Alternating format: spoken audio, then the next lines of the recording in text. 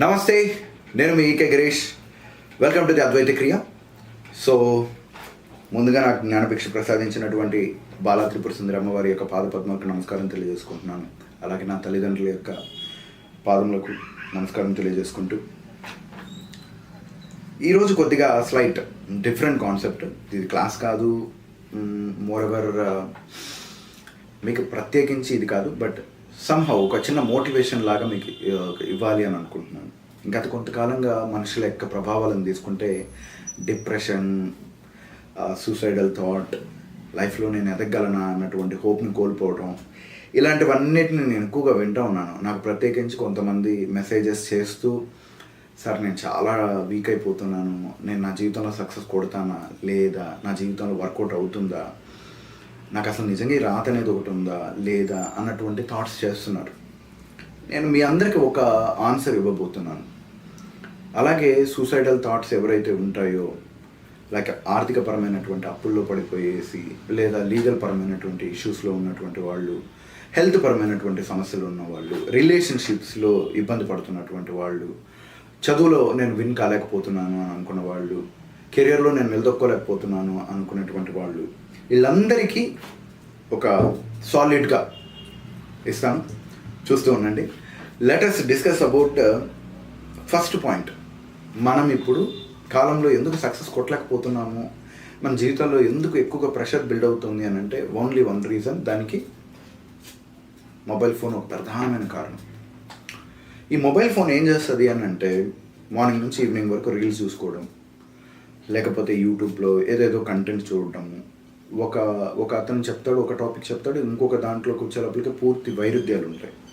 ఏది నమ్మాలో తెలియదు, జీవితంలో గందరగోళాలు క్రియేట్ అవ్వటము. రెండోది క్విక్ లైఫ్కి అలవాటు పడ్డాం. అంటే ఆర్డర్ పెడితే అర్ధగంటలో జొమాటో తెస్తుంది, ఆర్ ఏమైనా మెటీరియల్ కావాలంటే జెప్టో చేసినామా, బ్లింకిట్ చేసామా, స్విగ్గీ, ఇన్స్టా యూజ్ చేసుకున్నామా. ఒకప్పుడు మనకేమైనా మెటీరియల్ కావాలి అని అంటే 10 రోజులు 20 రోజులు వెయిట్ చేసేది, ఇప్పుడు నిమిషాలు. ఇంతకుముందు ఒక ఫోన్ ఎవరితోన్నా మాట్లాడాలి అని అంటే ఈరోజు అతను ఫోన్ చేసి అతను మరలా మనకు ఫోన్ చేసేంత వరకు సమాచారం దొరికేది కాదు. సమాచార విప్లవము వేగవంతం అవ్వడంతో మనిషి ఎంత అభివృద్ధి చెందుతున్నాడో అంతే రకమైనటువంటి ఇన్స్టెంట్ రిలీఫ్, ఇన్స్టెంట్ ఇమీడియట్లీ ఒక వ్యక్తి నుంచి ఇమీడియట్లీ మనం మెసేజ్ చేసిన 2 నిమిషాల్లో మెసేజ్ కనుక మనకు రాలేదు అని అంటే ఇమీడియట్లీ కోపానికి గురైపోవటం. ఇదంతా మనము ఒక రకంగా చెప్పాలి అని అంటే సైకిక్ బిహేవియర్ వైపు మనల్ని మనం తీసుకుని వెళ్తున్నాం. We are living in the psychic world. ఇన్స్టెంట్కి అలవాటు అయిపోయి obsessive compulsions disorders, OCDs, borderline personality disorders, అలాగే బైపోలర్స్, ఇలాంటి డిఫరెంట్ కైండ్స్ ఆఫ్ సిజోఫెర్నియా. ఇట్లా సిజోఫెర్నియా అంటే ఇవన్నీ జెనెటికల్గాను, పొజిషన్స్ ప్రకారము, వాళ్ళ జీవితాల్లో ఏర్పడినటువంటి ఫెయిల్యూర్స్ వల్ల కావచ్చు, so many kind of things వల్ల మానసిక పరమైనటువంటి రోగాలకు గురైపోవటం. నాకు ఇమీడియట్లీ కావాలి, ఒకదాని తర్వాత ఒకటి విజయం సాధించుకోవాలి అని అనుకోవటం, దాన్ని మనం సోషల్ మీడియాలో పబ్లిష్ చేసుకోవటం, అక్కడ మనకు విపరీతమైనటువంటి ఇంప్రూవ్ రావాలి, పొగడతలే రావాలి, అవమానాలు వస్తే తట్టుకోలేము, ఎవరైనా మన గురించి ఏమైనా అనుకుంటే ప్రాబ్లంలో ఇరుక్కోవటం, చిన్న చిన్న ఖర్చుల కోసం లోన్లు తీసుకోవటం, లైక్ లోన్ యాప్స్ నుంచి లోన్లు తీసుకోవటం, వాళ్ళు ఫోన్లు చేసి వాళ్ళు ఎవరైనా బెదిరిస్తాము అని అనుకుంటే ఇక సూసైడ్ చేసుకోవటం, చాలా మదన పడిపోవటం. ఇట్లాంటి వాళ్ళందరికీ నేను ఒకటి చెప్తున్నాను, ఎస్, మీరు చాలా చాలా చాలా చాలా ప్రాబ్లంలో ఉన్నారు. గుర్తుపెట్టుకోండి, ప్రాబ్లంలు అనేవి మన జీవితంలోకి వచ్చేది మనల్ని బలోపేతం చేయడానికి, అంతేగాని మనల్ని ఇబ్బంది పెట్టడానికి కాదు. రావణాసురుడు అనేవాడు లేకపోతే రాముడికి విలువ లేదు. అంటే కష్టం అనేది లేదు అని అంటే జీవితంలో గొప్ప విజయం రాదు. అలాగని కష్టాల్లోనే ఉండిపోకూడదు, బయటికి రావాలి, ప్రయత్నం చేయాలి. మీకు ట్రైనింగ్ ఇచ్చేటువంటి నేనే ఒకానొక మూమెంట్లో కొంతమంది శత్రువులు వాళ్ళ స్వార్థ ప్రయోజనాల కోసం, కొంతమంది డిపార్ట్మెంట్లో ఉన్నటువంటి వాళ్ళు, అలాగే కొంతమంది డబ్బులకి కకృతి పడినటువంటి వాళ్ళు, మీడియా రంగంలో ఉన్నటువంటి వాళ్ళు, వీళ్ళందరూ నా గురించి ఆల్మోస్ట్ నన్ను మానసికంగా చంపేశారు అనుకోవాలి. నన్ను మాస్టర్గా దేనికి పనికిరాను అది ఇదని. నాకు తెలుసు నేనేంటి అన్నది, నేను నిజంగా చీట్ చేశానా లేకపోతే ఏం చేశాను అన్నది నాకు తెలుసు.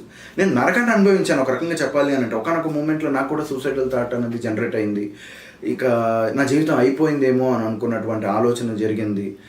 బట్ ఐ డిసైడెడ్ నాకు ఎంతో కొంత మోటివేషన్ అన్నటువంటి నాలెడ్జ్ ఉండడం వల్ల నేను సర్వైవ్ అయ్యాను. కానీ వేరే వాళ్ళు అయి ఉంటే ఖచ్చితంగా 100 సార్లు సూసైడ్ చేసుకోవాలి. ఎందుకనంటే దెబ్బ మీద దెబ్బ ఎన్ని దెబ్బలు అంటే నాకు తెలిసి ఇంకెవడో తట్టుకోలేడు. అది జరగదు, అంత దారుణంగా కొట్టారనమాట. అంటే ఫిజికల్గా కాదు, ఫిజికల్గా అయితే నేను ఇచ్చేస్తాను, నా ముందు ఎవడో అంత కష్టం అనుకోండి. ఎందుకనంటే ఫిజికల్గా నన్ను టచ్ చేయలేరు, టచ్ చేస్తే నేను కూడా ఏం చేయాలో చేయగలుగుతాను. మెంటల్గా చేశారు, సోషల్గా చేశారు, ఎకనామికల్గా చేశారు, ఎన్ని రకాలుగా ఇబ్బంది పెట్టాలో బంధుత్వాల ప్రకారం పోయాయి, డబ్బు పోయింది, పేరు పోయింది, అన్నీ పోయాయి. నేను ఒక్కటే చెప్తున్నాను, తిరిగి లేస్తా, నన్ను నేను నిరూపించుకుంటా. ఎవడైతే ఏమేమి ఇచ్చాడో 10 రెట్లు ఇస్తా, ఏం బాధపడమాకండి అని చెప్తాను నేను. మీరు కూడా మారాలి. జీవితంలో మనకు ఫెయిల్యూర్ అన్నది మనకి నిజంగా బలాన్ని ఇస్తుంది. ఎంత బలాన్ని ఇస్తుందో తెలుసా? దేన్నైనా తట్టుకునే శక్తి వస్తుంది. దీనికి ఒకటి కావాలి మనకి, ఓర్పు. మీలో ఎంత ఓర్పునైతే బిల్డ్ చేసుకుంటారో మీరు జీవితాల్లో ఏం కావాలంటే అది చేయగలుగుతారు. ఒకటి గుర్తుపెట్టుకోండి, ఈరోజు మనకి డార్క్ డేస్, రేపు డార్క్ డేస్, ఎల్లుండి కూడా డార్క్ డేస్, నెల వరకు డార్క్ డేస్, 6 నెలలు డార్క్ డేస్, సంవత్సరం డార్క్ డేస్. కానీ సంవత్సరం తర్వాత లేదు, 5 సంవత్సరాలు డార్క్ డేస్, 7 సంవత్సరాలు డార్క్ డేస్ వచ్చింది. తర్వాత నీకు టైం రాదా? నువ్వు అనుకున్నా నువ్వు సాధించలేవా? నీ జీవితంలో జరగదనుకుంటున్నారా? ఛాన్సే లేదు. పనికి మాలిన వెధవలకే అంత బలంగా వచ్చినప్పుడు టాలెంటు జీవితంలో పైకి ఎదగాలనుకున్నటువంటి నీకెందుకు ఉండదు భయ్? నీకెందుకు ఉండదు? నువ్వు ఎందుకు సాధించలేవు అనుకుంటున్నావు? నీ వల్ల కాదనుకుంటున్నావా? చుక్కలు చూపిస్తావు. అంటే నేను కొద్దిగా మాస్గా మీ అందరికీ అర్థమయ్యేటట్టు చెప్తున్నా. ఈరోజు ఎవడైతే ఫెయిల్ అయిపోయాడో ఎడ్యుకేషన్లో, నేను ఒకటే చెప్తున్నా, నువ్వు జీవితంలో చాలా గొప్పడివి అవుతావు. నీ దగ్గర చాలామంది ఎడ్యుకేటెడ్స్ పనిచేస్తారు. ఈరోజు ఎవరైతే రిలేషన్షిప్స్లో నా కోల్పోయాను అని చెప్పి బాధపడుతున్నారో వాళ్ళకి నేను చెప్తున్నా, ప్రపంచం మొత్తం మిమ్మల్ని ప్రేమిస్తుంది. మీరు వెయిట్ చేయాలి. ఆర్థికంగా నలిగిపోయి ఇంకా నేను సంపాదించలేనేమో, అయిపోయింది నా జీవితం అని అనుకున్న వాడికి కూడా మళ్ళీ చెప్తున్నా నేను, నువ్వు కరోడ్పతి అవుతావు. నీకు ఇదే బలము, నీ ఓటమే నీకు ఎనర్జీ. నువ్వు నిరూపించుకోవడం కోసం బతుకు, నిన్ను నువ్వు ప్రూవ్ చేసుకోవడం కోసం బతుకు. నీ వల్ల అవుతుంది, నీకు అసాధ్యమైతే లేదు, నువ్వు చేయగలవు అంతే. ఈరోజు టైం అయితే నీది కాదు, రేపు రావచ్చు, ఎల్లుండి రావచ్చు, ఆ మరుసనాడు కూడా రాయిపోవచ్చు. నువ్వు మారచ్చు, హూ నోస్. ఒక చిన్న టర్నింగ్ తీసుకున్నామంటే లైఫ్ మారిపోద్ది. ఆ టర్నింగ్ తీసుకున్నంత వరకు మనం వెయిట్ చేయాలి. మనం నెంబర్ 1 అవుతాం. నేను ఒకటే చెప్తాను చాలామందికి, అంటే కొంతమంది నా శ్రేయోభిలాషులు వీళ్ళందరూ ఊరికే మాట్లాడుతూ ఉన్నప్పుడు, ఇంత జరిగింది నీకు, నువ్వు ఎలా రికవర్ అవుతావు అని అనుకుంటున్నావు, జరుగుద్ది అంటావా? అరే అది జస్ట్ ఒక ఎంట్రీ, అది ఇక్కడ జీవితంలో ఒక పార్ట్. అది కొండల్లాగా అనమాట. ఒక చిన్న రావాలి, కిందకి రావాలి, మళ్ళీ పైకి లేయాలి, మళ్ళీ పడాలి, లెయ్యాలి. జీవితం అంటే అంతే. ఓ శ్వాస తీసుకునేటప్పుడు పైకి లాగుతాం, వదలాలన్నప్పుడు కిందకి వదలాలి, లేదని అనుకుంటే ఆగిపోతుంది ప్రాణం. జీవితంలో ఫెయిల్ అవ్వాలి, ఫెయిల్ అయి తీరాలి. ఫెయిల్ వల్ల నీ వాళ్ళు ఎవరు? నిన్ను నమ్ముచ్చే వాళ్ళు ఎవరు? అసలు నీవు అంతా మొత్తం దొరికిపోతుంది. లాస్ట్ బిట్ లీస్ట్ ఒక కొటేషన్ ఒకటి చెప్తా, సమాజం కోసం అస్సలు బతకమాకండి. అయ్యో నేను ఇదన్నీ చేస్తే మా ఈ ప్రపంచం ఏమనుకుంటా? తొక్కలో ప్రపంచం, పనికి మాలిన ప్రపంచం, దేనికి యూజ్ లేనటువంటి ప్రపంచం. దాని గురించి ఆలోచించడం మానేయండి. నువ్వు ఒక్కడిగా పుట్టావు, ఒక్కడిగా పోతావు. నీతో పాటు ఈ ప్రపంచంలో ఎవ్వరూ రారు. ప్రేమించే వాళ్ళు ఉంటారు, నిన్ను అభిమానించే వాళ్ళు ఉంటారు. వాళ్ళ కోసం కొద్దిగా నువ్వు కేటాయించుకుంటే తప్పులేదు. రిమైనింగ్ నిన్ను అసలు పట్టించుకొని, నీ గురించి ఆలోచించని, నిన్ను అసలు కనీసం చూడని కూడా వాళ్ళని చూడకూడదు, వాళ్ళు ఏమనుకుంటారని మాత్రం అస్సలు బతకద్దు. నీ కోసం బతికే నీ తల్లిదండ్రులు, నీ కోసం బతికే నీ భార్య పిల్లలు, నీ కోసం ఉండేటువంటి నీ హస్బెండో, నీ రిలేషన్, నీకు కనీసం నీ ఇజ్జత్కి కొద్దిగా వాల్యూ ఇచ్చేటువంటి వాళ్ళు ఎవరైతే ఉన్నారో వాళ్ళ కోసం బతుకు. నేను అప్పులు పాలైపోయాను, నేను ఎవరికి కట్టలేకపోతున్నాను, నువ్వు ఈరోజు కట్టలేవు. అవును, సిచ్యువేషన్ ప్రకారం కట్టలేము, కానీ టైం వచ్చిన రోజు అందరికీ ఇచ్చేస్తాం. దానికోసం బతుకు, అంతేకాని ఓడిపోయావు అనే విధంగా మాత్రం ఉండద్దు. పొర్రపాటున జీవితంలో ఎటువంటి అఘాయిత్యం చేశారా, మరు జన్మలో మరలా అక్కడి నుంచే ప్రారంభించాలి లైఫ్. సో కాబట్టి బాగా గుర్తుపెట్టుకోండి, జీవితం మన చేతుల్లో ఉంది. టైం మన చేతిలో లేకపోవచ్చు, ప్రస్తుత పరిస్థితుల్లో ప్రతి ఒక్కరి జీవితంలో జరుగుతుంది. అది ఆఖరికి శ్రీకృష్ణుడు అంతటి వాడిని కూడా ఒకానొక మూమెంట్లో వీక్ అయ్యాడు.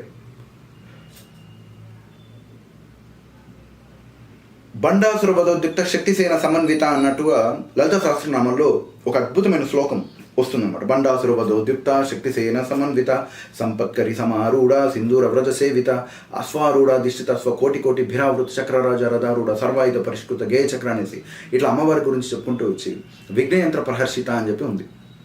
అంటే దాంట్లో చాలా క్లియర్ కట్గా ఉంటుందన్నమాట. బండాసురుడు అనే రాక్షసుని యొక్క కూటమిలో ఉన్నటువంటి శక్తిసేనుడు అనేవాడు అమ్మవారికి దండం పెట్టి కొబ్బరికాయలు అన్నీ కొట్టి అన్ని రకాల పూజలు చేసి అమ్మవారిని అష్టదిగ్బంధన చేసేస్తాడు. ఇక అమ్మవారి కథలు లేకుండా కూర్చొని ఉండిపోతుంది. మహాశక్తి స్వరూపిణి, సృష్టి స్థితి లయకారిని కంటే ఆమె నెంబర్ 1. ఆమె అనుకుంటే అన్నీ జరిగిపోతాయి. అటువంటి ఆమెను కూడా ఆపేశాడు. ఒక టైం అన్నది ఆపింది ఆమె. అప్పుడు ఆమె యొక్క మనోనేత్రంలో నుంచి పుట్టుకొని వచ్చిన వాడే విఘ్నేశ్వరుడు. దేవి భాగవతంలో ఉంటుంది. లలిత సహస్రనామం యొక్క పూర్తి వివరణలు కనుక అర్థం చేసుకుంటే దాంట్లో ఉంటుంది. ఆ విఘ్నేశ్వరుడు వచ్చి ఆ యంత్రాలను పగలగొట్టి అమ్మవారికి రిలాక్సేషన్ కల్పించాడు. అంత పెద్ద జగజ్జననికే సమస్య వచ్చింది. రాముడు అంతటి వాడే ఒకానొక మూమెంట్లో చక్రవర్తి అయ్యి నూలు వస్త్రములు ధరించుకొని అడవుల వెంట వెళ్తూ దిక్కుమాలిన జీవితాన్ని అనుభవించుకొని సుగ్రీవుని యొక్క సపోర్ట్ తీసుకుంటే కానీ ముందుకు వెళ్ళలేకపోయాడు. ఎందుకు ఇదంతా జరిగింది? దాని వెనకాల ఒక కారణం. అంతటి వాళ్ళకే జీవితాల్లో ప్రాబ్లం వచ్చింది. ఇది మనం తెలుసుకోవాల్సింది. We need to motivate from our histories. మన పురాణ ఇతిహాసాల నుంచి మోటివేషన్ అవ్వాలి. దాని నుంచి మనం తెలుసుకోవాలి. ఇన్స్టెంట్ ప్రపంచంకి దూరం అవ్వండి, మెడిటేట్ చేయండి. మిమ్మల్ని గుర్తించిన వారి గురించి పట్టించుకోవద్దు. భగవద్గీతలో ఒక అద్భుతమైన శ్లోకం ఉంది. దుఃఖించిన వారి గురించి దుఃఖించడం అనుచితం అర్జున. ఆత్మనాత్మక వివేకులు సాంసారికమైనటువంటి విషయములను వదిలి యోగ స్వరూపమైనటువంటి దివ్య జీవితం మీద దృష్టి పెట్టెదరు అని అంటాడు. ఈ సాంసారిక విషయాలన్నిటి మీద ఈ మాయలు, instant names, instant level, instant earning, instant జీవితాల మీద నుంచి దూరంగా వచ్చేయండి. శాశ్వతంగా మిమ్మల్ని మెంటల్గా, స్పిరిచువల్గా, ఆధ్యాత్మిక స్పిరిచువల్గా, ఫిజికల్గా, మెంటల్, ఫిజికల్, స్పిరిచువల్, ఫిజికల్, ఈ 3 కేటగిరీస్లో మిమ్మల్ని టాప్ గ్రేడ్ చేసుకోవడానికి ట్రై చేయండి. ఎవ్వరి ఇంప్రెస్ మీకు వద్దు. మీకు మీరు ఇంప్రెస్ అయ్యారా చాలు. నా పాయింట్ ఆఫ్ వ్యూలో నాకు నేను చాలా బెస్ట్ అండ్ నేను genuine and I'm perfect and the best master in the world. నాకు ఆ సాటిస్ఫాక్షన్ నాకు ఉంది. అది నన్ను మిగిలిన వాళ్ళు గుర్తిస్తే ఎంత, గుర్తించకపోతే ఎంత నాకు అవసరం లేదు. నేను చెప్పుకుంటాను, నేను క్లాసెస్ చెప్తాను, నేను అందరిని మోటివేట్ చేస్తాను, వెళ్తూ ఉంటాను. నా గురించి పట్టించుకునేవాళ్ళు పట్టించుకుంటారు, పట్టించుకునే వాళ్ళ గురించి నేను పట్టించుకోవాల్సిన అవసరమే లేదు. రైట్? So keep confident. మీ మొహం నందు చిరునవ్వును అలాగే మెయింటైన్ చేయండి, నవ్వుతూ ఉండండి, ఎనర్జెటిక్గా ఉండడానికి ట్రై చేయండి. ఓకేనా? Thank you very much for watching. ఏం చేయాలి? సబ్స్క్రైబ్ చేయండి, లైక్ చేయండి అండ్ కామెంట్ పెట్టండి. Okay? Thank you very much. నమస్తే.